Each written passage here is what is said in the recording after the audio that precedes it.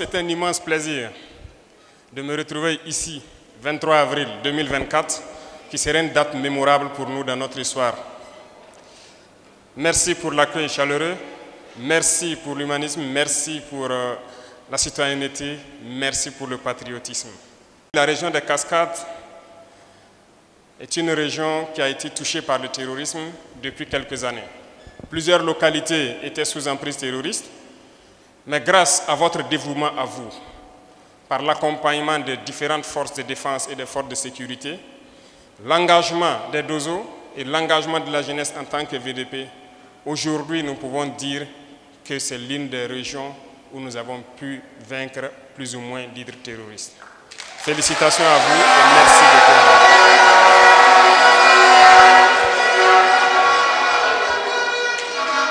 Mais je dis de continuer à faire corps avec les différents FDS, continuer à mener le combat, parce que certains de ces ennemis n'ont pas été neutralisés, se sont retranchés de l'autre côté de la frontière. Peut-être qu'ils se préparent à revenir, mais il faudrait les réserver l'accueil qu'il faut si jamais ils doivent revenir sous quelque forme que ce soit.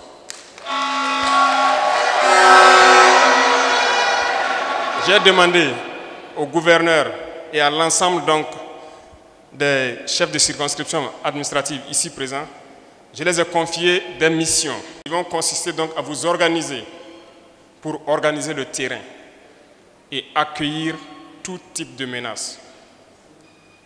Je compte sur vous, je compte sur les autorités coutumières, les autorités religieuses que j'ai rencontrées ce matin pour passer le même message jusqu'au fin fond de la région donc des Cascades. Il faut qu'on reste éveillé, il faut qu'on reste debout et tenir. C'est à ce seul prix que nous pouvons parler de développement et de changement au Burkina Faso. L'année passée, il était prévu que nous venions ici pour la journée nationale du paysan. Mais après maintes réflexions, nous nous sommes posé la question, qu'est-ce qu'on viendrait vous dire? Puisque c'est la cité du paysan noir ici, Banfora. Chaque année, faudrait-il venir échanger avec vous sur la question de l'agriculture et ne pas pouvoir apporter des solutions? Je ne pense pas que c'était l'idéal.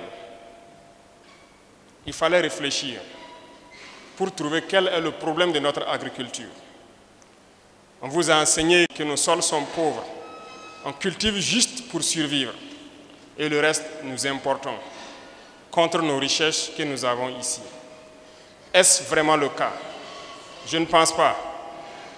C'est un esprit de colonisation qui nous avait amenés à être dans cette situation. Mais il est temps que nous nous décolonisons. Et ça commence par la mentalité. Et je compte sur chacun de vous, chaque autorité, pour pouvoir décoloniser les mentalités. Il faut que vous ayez confiance en vous, que vous ayez confiance en la patrie. Nos ancêtres se sont battus pour nous réserver ce que nous appelons aujourd'hui le Burkina Faso. Il n'y a pas de raison que nous ne puissions pas nous battre pour léguer un Burkina meilleur à nos enfants.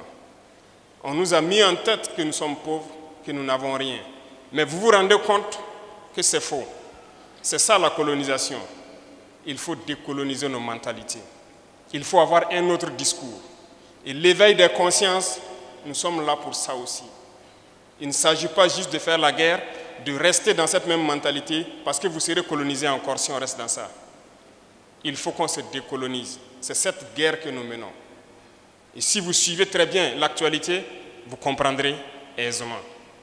Parce que le terrorisme, il sera vaincu. Et lorsque les mentors se rendent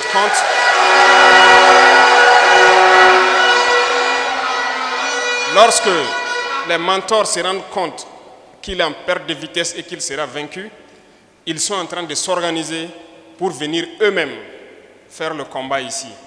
Eh bien, nous nous préparons, nous sommes prêts, nous défendrons nos terres jusqu'au sacrifice suprême.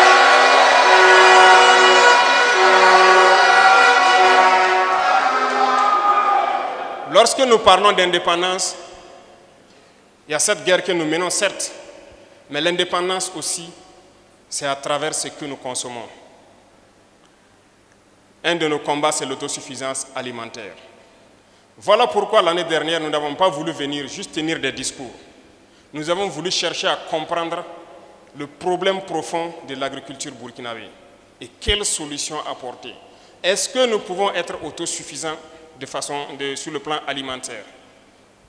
Un certain nombre de questions qu'on s'est posées et nous avons eu toutes les réponses qu'il faut.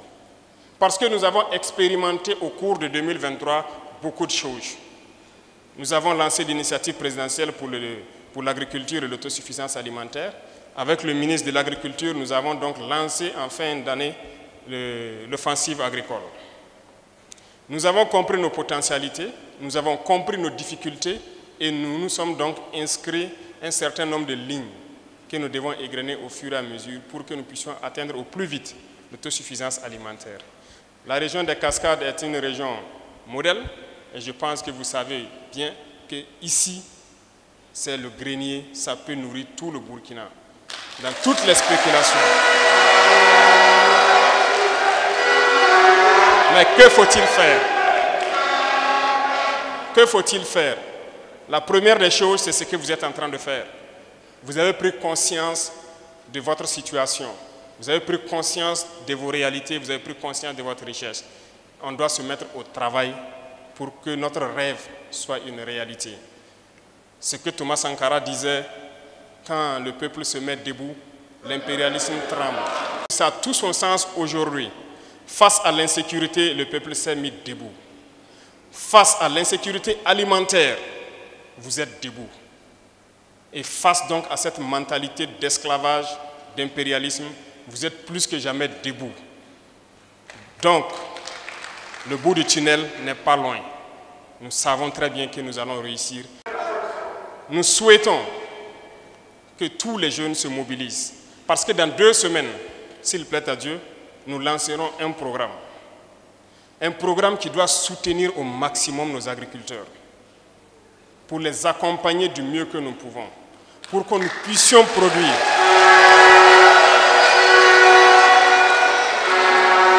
Vous le verrez, et ça sera de façon concrète. Nous avons fait le maximum pour réunir un certain nombre de choses pour que je ne vais pas l'annoncer ici. Quand nous allons le lancer, vous verrez de quoi je parle et vous devrez comprendre que nous sommes engagés coûte que coûte à ne plus tendre la main. Ce n'est pas au Burkina Faso qu'on viendra donner des miettes qu'ils ont faim. Ce n'est pas au Burkina Faso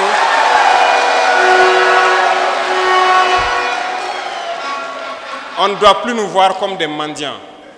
C'est nous qui devons donner aux autres ce que nous n'avons pas fini de consommer. C'est nous qui devons faire des dons. Alors, c'est pourquoi je dis, j'invite les gens à changer de mentalité. Croyez en vous, c'est possible. Il y a beaucoup de défis. Il y a beaucoup de défis, il y a beaucoup de choses à réaliser.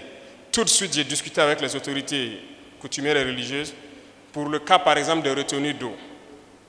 Dans la région des Cascades, il n'y a qu'un seul barrage et ensablé. Barrage construit depuis 1962. Il vous faut beaucoup de barrages ici, parce que la région est riche en cours d'eau. Toute la bande frontalière, que ce soit la région des Cascades ou la région du Sud-Ouest, il pleut abondamment. Il y a beaucoup de cours d'eau. Nous venons de quitter Pau il n'y a pas longtemps. Nous savons que c'est le même type de climat. Mais combien de retenues d'eau? Il n'y en a pas. Nous avons pris conscience de cette situation. Voilà pourquoi j'ai instruit le ministre d'équiper d'abord la Sonaterre pour qu'elle devienne opérationnelle. C'est-à-dire avoir ses propres engins en mesure de pouvoir aménager les terres elles-mêmes. Nous sommes aussi en train de réveiller ce qu'on appelait l'ONBA, qui aujourd'hui, nous nous rendons compte que nous avons une nécessité absolue de réveiller cette structure. C'est cette structure qui a construit la plupart des barrages sous la Révolution. Et aujourd'hui, partout au Burkina, vous passez, la plupart des barrages que vous croisez, on vous dira que c'est sous la Révolution ou bien avant la Révolution. Certes, après la Révolution, on a construit quelques barrages, mais je pense que chaque localité, là où on peut faire une petite retenue d'eau pour que les gens puissent produire en permanence, nous devons pouvoir le faire. Quant aux spéculations, vous êtes d'accord avec moi que l'idée qu'on nous servait avant, pour dire telle ou telle spéculation agricole ne marche pas au Burkina Faso, tout est erroné, c'est faux. Tout pousse au Burkina, tout marche au Burkina.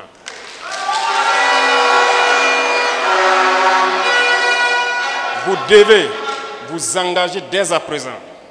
Nous entamons le mois de mai, débrousser, préparez vos champs. Nous allons vous accompagner autant qu'on peut. Il faut que cette année, nous produisons au maximum. Et nous comptons sur vous qui avez pu combattre, vous qui avez tout fait pour libérer cette zone de leaders terroristes. Il faut que nous puissions produire au maximum. Mettez tout en œuvre. Les chefs de circonscription ont été instruits pour consolider et pour faire en sorte que tout se passe très bien. Donc, c'est pour vous dire que la question de l'agriculture nous tient à cœur. Et la question de la transformation nous tient aussi à cœur. Lorsqu'on va se mettre à produire, immédiatement on va penser à transformer. En venant sur la route, je regardais nos mamans en train de vendre les mangues. Beaucoup d'entre elles, peut-être dans 2-3 jours, si elles n'ont pas pu vendre les mangues, vont pourrir. Elles seront obligées de jeter. Et c'est sûr que depuis l'indépendance, c'est comme ça que ça se passe. Lorsque la période des mangues arrive, voilà, quand on arrive à vendre, on vend. Si on n'arrive pas, ça pourrit, on jette. Pourquoi ne pas mettre en place une structure qui peut transformer cette mangue et que nous ne perdons pas ça?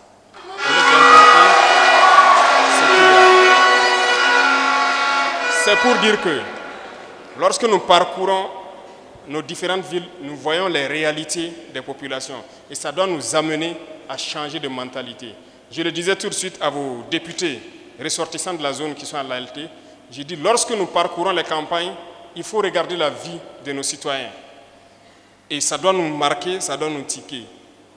Lorsque nous pensons que nous pouvons faire un effort pour changer leur vie, tout doit être orienté vers ça. Et c'est possible. Et nous ferons tout pour que nous puissions développer ces industries-là. Tout de suite, vous parlez de la Minofa. Il y a déjà un projet de faire agrandir la Minofa. Avec notre production de blé, nous avons compris que c'est possible. Nous n'avons pas besoin d'importer de la farine au Burkina. Parce que nous pouvons produire le blé, nous pouvons le transformer. Donc, on a compris ça. Beaucoup d'autres spéculations, nous avons compris. Le sucre, beaucoup de champs étaient là, non exploités. Il faut forcément une nouvelle usine parce que ce qui est là est vieillissant. Nous sommes aussi lancés sur cette structure que nous devons créer pour avoir une nouvelle usine, pour avoir une grande capacité. Parce que ce qui est là ne peut pas couvrir les besoins du Burkina Faso. Bref, il y a beaucoup de projets en chantier après une bonne analyse de la situation de notre pays. Et tous les membres du gouvernement ici présents, on passe le temps qu'à parler de ça, il faut toujours faire les sacrifices pour qu'au plus profond de nos villageois puissent vivre heureux. Et c'est possible. Et nous ferons tout le sacrifice qu'il faut pour que le Burkinabé, le dernier Burkinabé, puisse manger et dormir tranquille.